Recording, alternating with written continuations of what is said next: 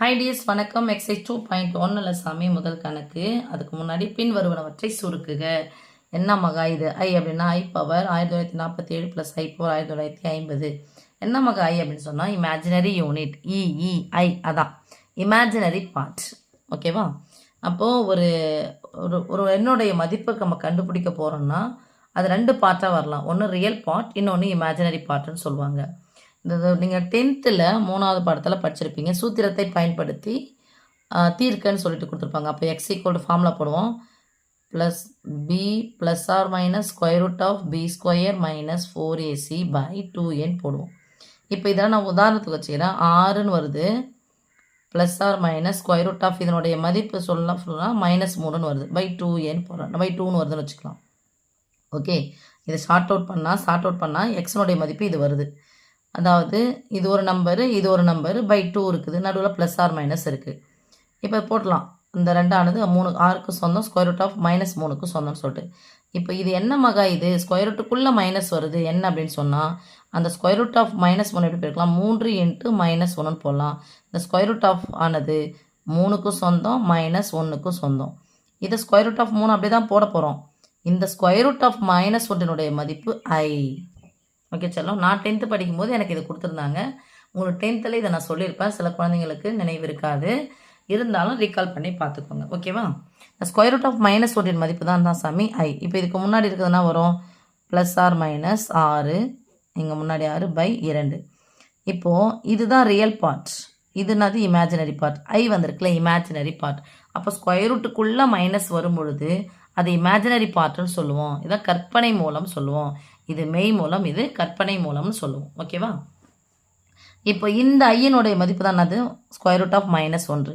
நீங்கள் தெரிஞ்சிக்க வேண்டிய முக்கியமான விஷயம் இதில், எனிதிங் பவர் ஆஃப் 0 = 1. இந்த ஐயனுடைய அடுக்கு 0க்கு முன்னாடி இருக்கும், -1 இருக்குமா? ஐயனுடைய அடுக்கு -1 இருந்துச்சுன்னா ஆன்சர் வந்து -i. இதே ஞாபகம் வச்சுக்கோங்க. ஓகே, ஐயனுடைய அடுக்கு 1ன்னா ஐ தான் வரும். ஐயனுடைய அடுக்கு 2ன்னா -1. எப்படி மகா -1 வரும்? நாங்கள் பாருங்கள், ஸ்கொயர் ரூட் ஆஃப் -1ஐயும் ஸ்கொயர் ரூட் ஆஃப் ஐயனுடைய மதிப்பு தான், ஐயனுடைய மதிப்பு தானே ஸ்கொயர் ரூட் ஆஃப் 1.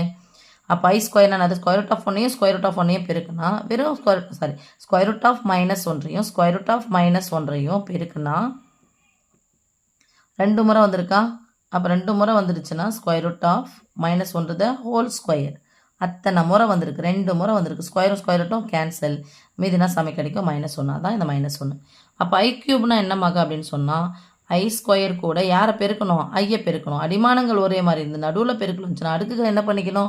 கூட்டிக்கணும். அதான் ஐயின் அடுக்கு 2ஐயும் ஐயின் அடுக்கு 1ஐயும் பெருக்கணும். ஐயின் அடுக்கு 3. இதனுடைய மதிப்பு -1, இதனுடைய மதிப்பு ஐயே தான். ஈக்குவல்னது -i, ஓர் ஐ -i. அப்போ ஐ கியூபின் மதிப்பு -1. அடுத்தது ஐ பவர் 4 மதிப்புனாது +1. ஏன்? ஐ ஸ்கொயர் -1ன்னா அங்கே போகலாம், ஐ ஸ்கொயர் த ஹோல் ஸ்கொயர். அப்போ -1 த ஹோல் ஸ்கொயர். அடுக்கு ரெட்டப்படியாக இருந்துச்சுன்னா மைனஸாக தானே வரும், ப்ளஸ் தான் வரும். அப்போ +1. ஸோ நீங்கள் தெரிஞ்சிக்க வேண்டியது இதான் சாமி. இது 1. அதுக்கப்புறம் ஐ கியூபின் மதிப்பு -i, ஐ ஸ்கொயரின் மதிப்பு -1, ஐயினுடைய மதிப்பு ஐ தான். ஐ பவர் 0 = எனிதிங் பவர் 0 = 1, ஐ பவர் -1 மதிப்பு -i. ஓகே, இப்போது எவ்வளோ பெரிய கணக்கு கொடுத்தாலும் இது தெரிஞ்சுக்கிட்டிங்கன்னா ஓகே. அப்போ கொடுக்கப்பட்ட எண்ணை 4னுடைய மடங்காக எழுதணும்னா நமக்கு ஈஸியாக இருக்கும். ஏன் 4னுடைய மடங்குனா அது பெருக்கல். ஏன் 4னுடைய மடங்காக எழுதுகிறோன்னா 4னுடைய ஐயின் அடுக்கு 4 தான், மதிப்புனா அது +1. அப்போ இந்த 1947 4னுடைய மடங்காக நான் எழுத போகிறேன். இதில் நல்லா தெரிஞ்சுக்க வேண்டிய சாமி, அடிமானங்கள் ஒரே மாதிரி இருந்துச்சுன்னா நடுவில் பெருக்கல் வந்துச்சுன்னா அடுக்குகள் என்ன பண்ணிக்கணும்? கூட்டிக்கணும். ஓகே, உங்களுக்கு ஏற்கனவே தெரியும். அதே மாதிரி ஒருவேளைங்க -i இருந்துச்சுனாங்கன்னா தான் வரும், மைனஸ்னு வந்துடும். அடிமானம் 1 நடுவில் பெருக்கில் வந்திருக்கு. ஓகே, அப்போ ப்ளஸ் என்ன தான் +n போட போகிறோம், மைனஸ் என்ன தான் மைனஸ் பண்ண போகிறோம். ஓகே, தெரிஞ்சுக்கோங்க. இது மகா இன்னொன்று எப்படி சொல்லலாம் அப்படின்னு சொன்னால் அடுக்கு -தான் தானே இருக்கும், அது பையில் இருக்கும். அப்போ a பவர் m வகுத்தல் a பவர் n கொண்டது a பவர் வகுத்தல் என்பது தொடர் கழித்தலின் சுருக்கம். அடிமானங்கள் ஒரே மாதிரி இந்த நடுவில் வகுத்துச்சுன்னா நடுவில் வகுத்தல் வந்த அடுக்குகள் என்ன பண்ணிக்கணும்? கழிச்சிக்கணும். ஓகே செல்லம், இப்போது இதை வந்து 4னுடைய அடுக்காக நான் எழுத போகிறேன். அப்போ 4னுடைய அடுக்குன்னா 4ஆம் வாய்ப்பாடு 4 இன்ட்டு, ஏன்னா நான் ரெண்டுத்தையும் நான் பெருக்கணும். அடுக்கடுக்காக அந்த பெருக்கலாமா? எத்தனை 4 16, மீதி 3 போடலாமா? 8 32, மீதி 2. நான் எக்ஸ்ட்ராவே போட்டுக்கிறேன். 27 வந்தது. 7 28 போட்டுக்கிறேன். நான் 1 எக்ஸ்ட்ரா போட்டுக்கிறேன். அப்போ என்ன பண்ணும்? 1 நான் கழிக்கணும். அண்டர்ஸ்டாண்ட் சாமி? அடுத்தது ப்ளஸ் ஐயின் அடுக்கு இதுங்க போயிடுச்சுன்னா அடுக்கு I power 4 the whole power.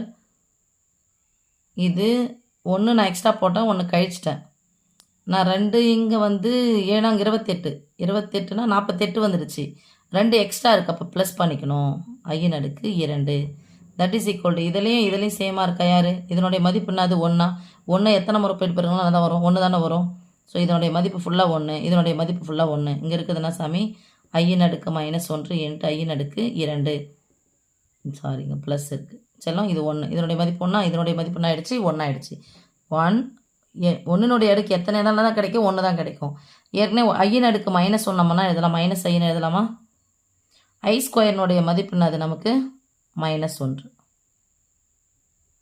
Okay சாமி, இது மாதிரி எழுதுங்க. இல்லைன்னா உங்களுக்கு தெரிஞ்சது தான் ஏற்கனவே. ஒரு வேளை உங்களுக்கு 1 வேர்டில் கேட்குறாங்க அப்படின்னு சொன்னால் எதில் என்ன பொதுவாக இருக்குது? மைனஸ் இருக்குது. அப்போ மைனஸ் வெளியே எடுத்துட்டா கேன்சல் ஆகிடுச்சா? ப்ளஸ் ஐ இருக்கும், ப்ளஸ் 1 இருக்கும். ஓகே, 1 இப்படி எழுதுங்க, இல்லைனா இப்படி எழுதுங்க. இதுவும் ஆன்சர் ரைட் தான், இதுவும் ஆன்சர் ரைட் தான். இதுமாரி கணக்கு கொடுத்து உங்களுக்கு எக்ஸாமில் வந்து 1 வேர்டு இது மாதிரி கேட்குறாங்கன்னா மாற்றி எழுத கற்றுக்கணும். ஓகே சாமி, அடுத்து 2வது கணக்கு போகலாம்.